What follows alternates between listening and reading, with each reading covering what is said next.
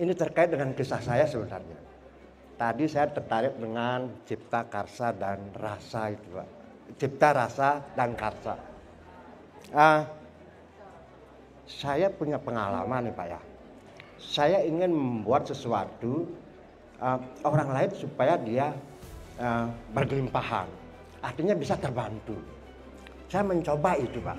Dengan nurani saya, tidak hitung-hitung, saya bantu. Saya bantu, Pak. Tapi kenyataan, saya sudah bergerak nih, Pak. Karsanya ada. Tapi kenyataannya apa, Pak? Dia lari. Entah kemana barangkali mungkin sekarang itu, Pak. Jadi ya yang tertinggal hanya saya dengan banyak hutang. Karena apa? Karena dilariin sama dia, Pak. Nah itu. Nah yang saya tanyakan, Pak. Bagaimana kita mencoba dengan kekuatan ilahi ini kita membantu. Tapi kelihatannya kok saya sendiri kok kurang ya gitu. Masa ada rasa penyesalan sedikit, sudah kita coba melupakan, Pak. Tapi penyesalan itu tetap aja ada. Dicek dulu ya. Tadi ketika Bapak membantu teman tadi, Bapak berharap sesuatu nggak dari dia? Iya. Ya benar. Benar. Saya hanya berharap bahwa dia bisa terbantu untuk rumahnya tidak dilelang, itu aja. Nggak pernah berharap dapat balasan dari Tuhan. Saya sama sekali karena kebiasaan saya memang memberi. Memberi ya? Iya, sering seperti itu. Ada rasa seneng. Tapi yang terakhir ini kok saya bantu dia lari gitu. Enggak, itu nggak ada urusannya. Ketika Bapak membantu dan niatnya tadi tulus, dia mau lari kek. Ya. Tapi ketika Bapak tadi sedih tadi, ketika dia lari, berarti Bapak ada sesuatu yang diharapkan dari orang itu gitu loh. Ini dicek dulu nih. Nah seringkali itu banyak orang itu melakukan kebaikan, tapi berharap nanti dapat balasan gitu loh. Entah balasan dari Tuhan, balasan dari orang lain gitu kan. Nah itu berarti bukan membuat orang lain kelimpahan, karena Anda justru kekurangan. Karena Anda masih mengharapkan balasan, bahkan balasannya berharap lebih banyak dari apa yang sudah kamu lakukan tadi itu. Benar gak? Nah ini diwaspadai ini ya, ketika kamu berbagi, kamu membantu orang lain, tapi kamu berharap balasan, dan balasannya melebihi apa yang kamu lakukan tadi, justru rasamu bukan kelimpahan, tapi rasamu apa? Miskin, kekurangan, kerakusan, dan ketamakan. Paling tidak kan uang itu karena saya kasih, minimal ya dikembalikan. Nah tadi kan berharap kembali kan? Ya berharap. Maka saya ajarkan tadi, kenapa ngasih ke tukang sol sepatu. Tadi kan kita udah gak berharap kembali uang itu. Bayarnya 5.000, kita kasih 100. Kan gak mungkin kita berharap, besok kalau ketemu kembalikan ya. Itu namanya minjami gitu kan. Jadi itu kita gak membuat orang lain kelimpahan. Gitu loh Pak. Ada kesalahan. Ya tadi kan Bapak mengharap kembali tadi kan. Nah, contoh tadi, kenapa yang kita kasih tukang sol sepatu, nenek-nenek yang jualan, kemudian orang-orang yang dalam tukang sapu gitu kan. Jadi kelimpahan tuh udah lepas dan kita tidak pernah berharap apapun gitu. Ya. Kan saya pernah ajarkan kan, saya melakukan semua ini, saya tidak pernah berharap balasan dari siapapun, termasuk dari Tuhan. Oke. Ya. Pak Niko, salam kenal. Nama saya Made Indrayani. Kebetulan saya tinggalnya di Bekasi, Bapak, tapi saya asli Bali. Yang mau saya tanyakan tentang doa penciptaan, Pak. Mungkin teman-teman juga mungkin ada banyak pertanyaan. Saya merasakan belum sah, belum lulus, karena kalau di komplek kami itu ketemu tanah itu agak sulit, Pak. Apakah saya mohon izin arahan atau pencerahan dari Bapak, apakah memungkinkan menginjak tanah itu kami boleh gantikan dengan memegang tanah di atas pot, misal, Pak, misal. Karena terus terang di komplek kami sudah tidak ketemu tanah, Pak, izin Pak, mohon arahannya. Terima kasih Pak. Oke, jadi gini ya. Jadi dari sekian yang baik itu ada yang terbaik. Jadi yang terbaik itu adalah menginjak tanah yang ada rumputnya tanpa alas kaki. Itu yang paling baik. Prinsip doa penciptaan itu sebetulnya kan tidak harus tanah ya. Tapi lebih dari semua itu adalah yang penting kenyamanan hatimu. Ya, kenyamanan hati jauh lebih penting itu ya daripada tanahnya tadi. Tapi Pak kalau soal nyari udah nggak ada gitu kan. Sebenarnya kalau mau nyari itu ada. Kan kamu bisa jalan ke taman sebenarnya. Taman juga nggak ada. Kuburan ada nggak kuburan? Ya. Ya jadi tinggal coba diniati, pasti nanti ketemu. Sebenarnya ada di sekitarmu, pasti ada tanah ya berapa meter tuh pasti ada. Dicipta aja. Ya. Tetapi kalau memang nggak ketemu tadi, itu tidak keharusan, tetapi alangkah baiknya kalau ketemunya tadi tanah yang ada rumputnya tanpa alas kaki. Oke, gitu ya. Oke, ya. Izin bertanya, ini tentang rasa keberlimpahan. Untuk mengakses itu kadang dalam hal perjalanan di jalan gitu ya, untuk kita memberikan apa istilahnya, untuk memberikan orang yang minta-minta di jalan itu Pak.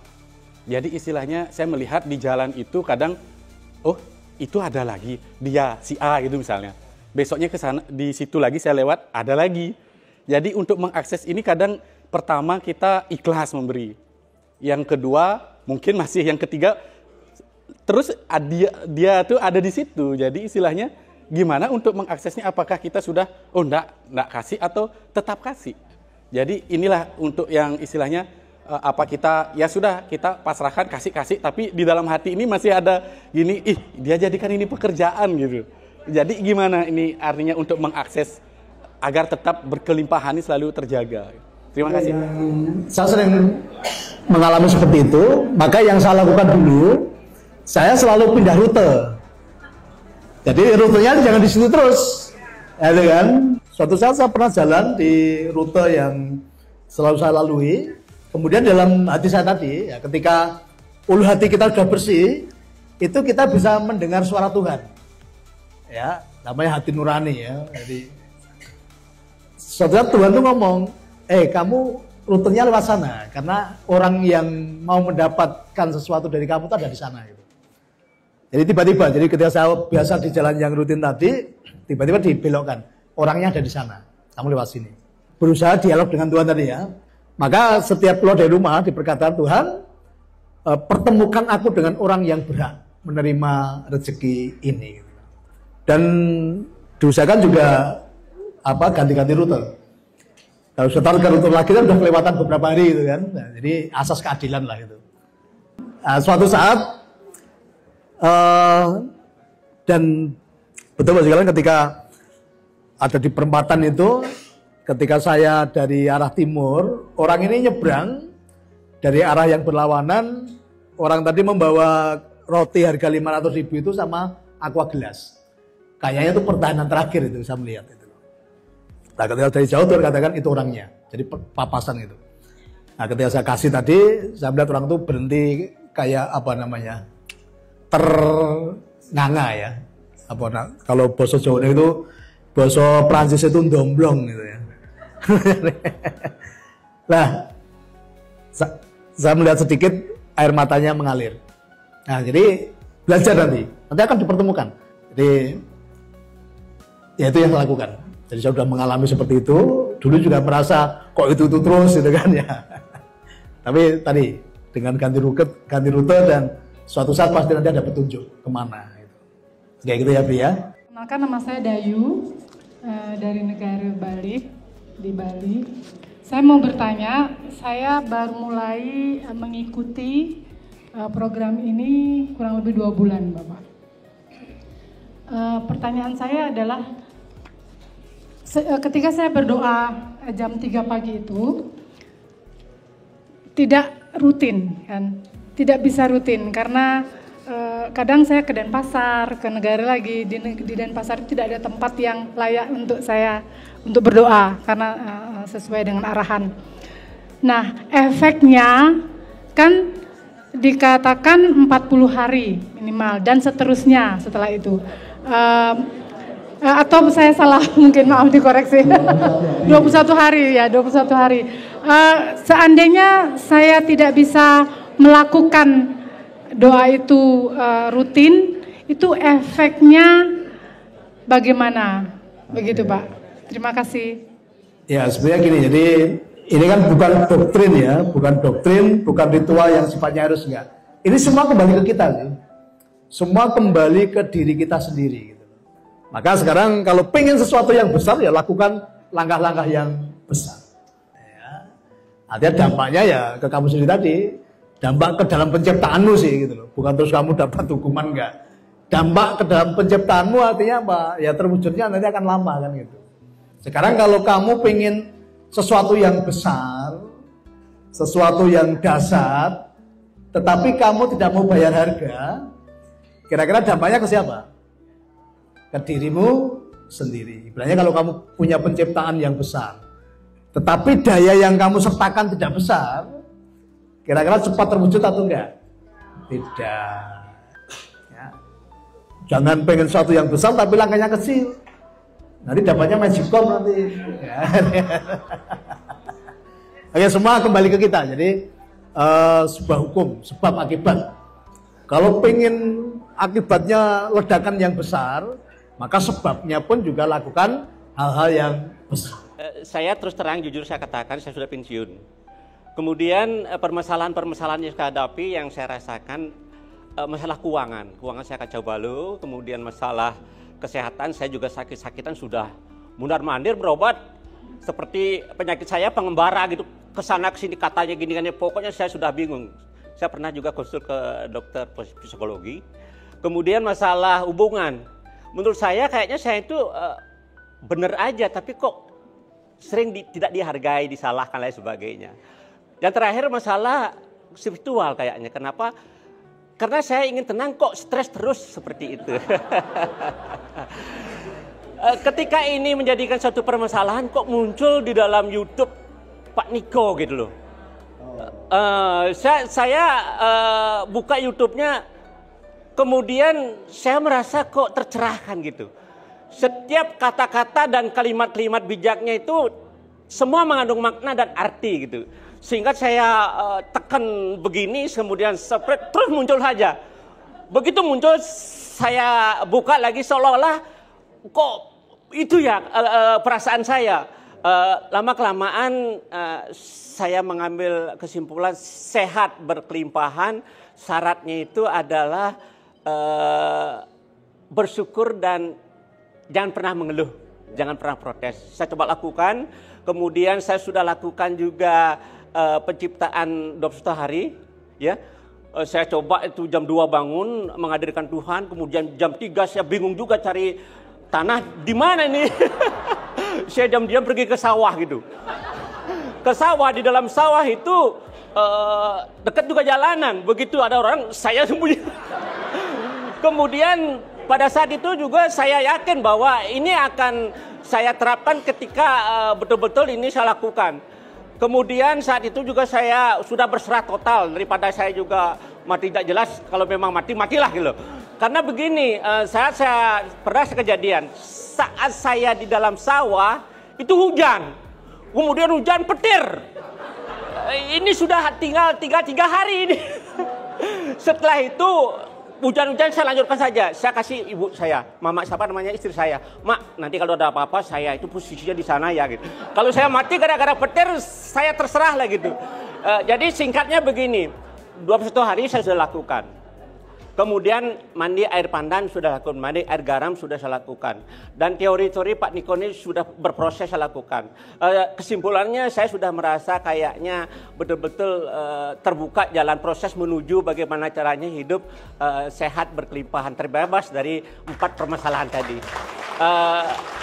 Pertanyaan terakhir, sekarang saya sudah di sini, saya yakin Tuhan juga menemukan. Sebenarnya saya sudah mau pergi juga ke Salatiga, ini sudah nekat juga, tapi istri saya kayaknya menghalangi. Tapi saya nekat, tapi mungkin Tuhan, kenapa saya ketemu di sini? Jadi saya ini bergabung waktu tanggal 11, bulan 11, tahun 2024 kemarin. Ya, mulai penciptaan tanggal 16 purnama saat itu. Purnama. Kemudian yang saya harapkan sekarang supaya betul-betul bisa menuju maksimal sesuai dengan Pak Niko, ada Niko-Niko yang lain semoga, dan saya pastikan. Pasti ya, pasti bisa. Saya pastikan. Ya. Niko. Jadi mohon kiranya setelah saya kesini kepada teman-teman yang ada di bisa mendampingi saya, mohon berikan arahan petunjuk program-program apa yang harus saya lakukan secara rutin, secara kontinu, secara konsisten, kemudian fokus sehingga betul-betul terarah. Dan sementara ini saya bingung, habis ini apa saya lakukan, bagaimana caranya. Nah itu penciptaan dahsyat itu luar biasa, cuman saya ragu juga, ini dilakukan jam berapa, karena nggak ada petunjuk di situ gitu. Terima kasih. Oke, Pak siapa namanya? Inyoman Sukawijana. Inyoman Sukawijana. Sutawijana. Ya. Panggilannya siapa? Panggilan Suta. Tanggal lahir berapa, Pak? Tanggal lahir 23 Februari 1964. 23 Februari 1964 ya.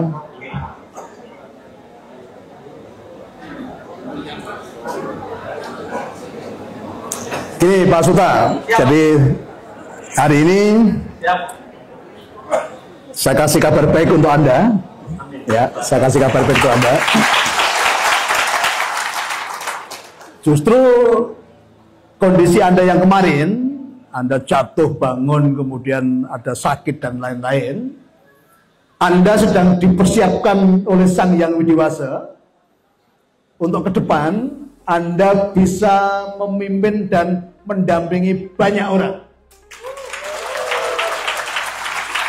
Ya. Maka hatinya lah, Anda ini laki-laki tapi suka melo masalahnya. Suka melo, lagunya suka yang melo-melo gitu kan kalau kita lagu kan. Iya, suka melo, gitu kan, suka sedih, gitu kan. Dirubah sekarang. Aku pribadi yang baru. Mulai hari ini, aku Suta yang dasar, Suta yang sudah dibangkitkan. Dan aku menjadi pemimpin bagi banyak orang. Menuju kelimpahan. Jadi kemarin Anda mudah sekali dipercaya orang. Akhirnya Anda pun juga mudah percaya kepada orang lain. Nah inilah sumber masalahnya, orang-orang yang Anda percaya tidak komitmen. Tapi kabar baiknya uang Anda tidak hilang. Uang Anda saat ini sedang jalan-jalan. Ya. Uangmu yang ada di ya.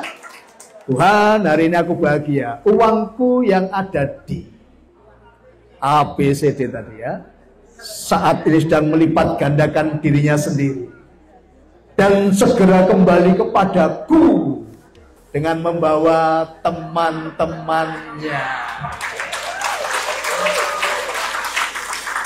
Tambah kaya nggak? Tambah kaya. Apa yang kemarin sudah Anda alami dalam waktu yang singkat, jadi tahun depan Anda sudah dipulihkan semuanya itu.